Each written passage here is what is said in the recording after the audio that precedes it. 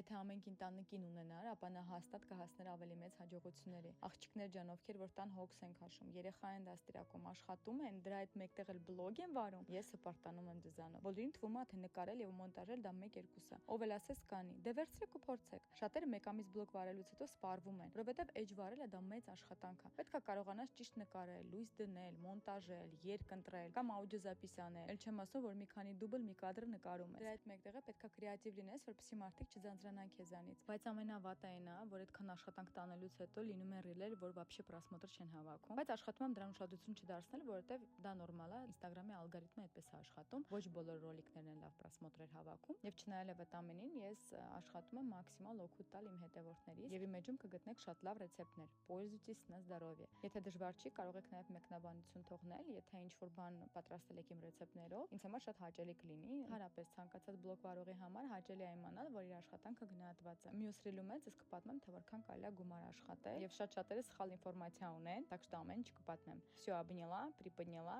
մինչ նոր հանդիպում։